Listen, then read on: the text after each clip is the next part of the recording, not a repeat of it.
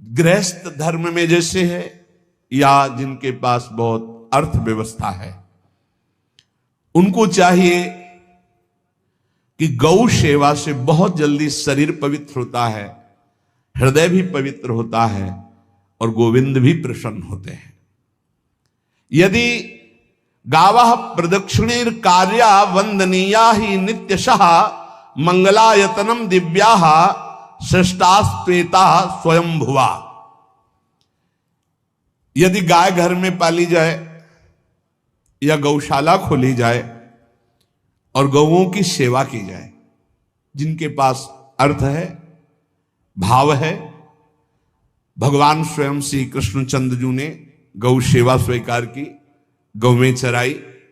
गौओं की परिक्रमा करने से, जैसे आप प्रभु के बिहारी जी के मंदिर की 4 परिक्रमा करें तो जो फल आपको मिलेगा वही गाय की 4 परिक्रमा कर लें तो आपको प्राप्त हो जाएगा। गौ की प्रदक्षिणा से, गावः प्रदक्षिणी कार्या वंदनीया ही नित्यशः, जो रोज गाय को प्रणाम करता है और गाय की प्रदक्षिणा करता है तो भगवत प्रदक्षिणा का उसे फल प्राप्त होता है। जहां गौएं विराजमान होती हैं वो बड़ा पवित्र दिव्य तीर्थ स्थल माना जाता है। गौएं जहां विराजमान रहती, गौशाला में भजन करे तो कई गुना बढ़कर के प्राप्त होता है। स्वयं ब्रह्मा जी ने गौओं को दिव्य गुणों से विभूषित बनाया है। अप्यागाराणि विप्राणाम देवतायतनानि च यद गोमयेन शुद्ध्यंतिम किम ब्रूमो हृदिकम ततः। गाय के गोबर से जहां लेपा जाता है वहां जिस देवता का आवाहन करोगे वही देवता आकर विराजमान हो जाएगा। अपवित्र भूमि में भी यदि गाय के गोबर का लेप कर दिया जाए तो परम पवित्र मानी जाती है। गाय बहुत पवित्र, जहां वो बैठती है, जहां वो मूत्र त्याग करती, गोबर त्याग करती, वो स्थान तीर्थ तुल्य पवित्र माना जाता है। भगवान जब गाय के पीछे पीछे चलते तो गोरा जोड़कर उनके मस्तक पर विराजमान होती, उनके मुखार बिंद पर विराजमान होती। बाल गोविंद के अनिष्टों को दूर करने के लिए गाय के पूंछ को उनके ऊपर से झाड़ा देती थी मैया। जब गुरुमंत्र वैदिक सिद्धांत से दिया गया था पहली बार तो पंचगव्य पिलाया गया था। गोमूत्रम गोमयम क्षीरम दधि सर्पिस्तथैव च गवाम पंच पवित्राणि पुनंत सकलम जगत। कितना भी बड़ा पापी हो, अगर पंचगव्य पिलाया जाए तो वो वैदिक मंत्रों को स्वीकार करने लायक हो जाता है, पवित्र हो जाता है। पंचगव्य में 5 चीजें गाय की होती है। गाय का मूत्र, गाय का गोबर, गाय का दूध, गाय का दही और गाय का घी, ये 5 मिलाकर पंचगव्य पिलाया गया था। पहली बार जब वैदिक मंत्र दिया गया था तो पंचगव्य बनवाया था गुरुदेव भगवान ने संन्यास, और वो पिलाया था। ये पंचगव्य पिलाने से अपवित्रता का नाश होकर पवित्रता का संचार होता है। इसलिए धन्य है उनका जीवन जो गौ सेवा परायण है भगवत भाव से। गाय में साक्षात भगवान का भाव रखकर गौ सेवा करते हैं। त्रिषिता गौर गृहे बद्धा गेहे कन्या रजस्वला देवशास्त्र सन्निर्माल्य हंति पुण्यम पुराकृतम। यदि घर में गाय बंधी है और भूखी है और प्यासी है तो तुम्हारे सारे पुण्य नष्ट हो जाएंगे। अगर घर में रजस्वला कन्या बहुत काल तक है और उसका विवाह आप नहीं कर रहे हैं तो आपके सारे सुकृत नष्ट हो जाएंगे। यदि घर में ठाकुर जी विराजमान हो, कर का पहनाया हुआ माला सुबह तुमने देख लिया तो तुम्हारे सारे पुण्य नष्ट हो जाएंगे, क्योंकि शयन कराते समय तुमने उतारा नहीं, अर्थात तुम सेवा में प्रमाद करते हो। तो देवतास्त्र सन्निर्माल्य हंति पुण्यम पुराकृतम।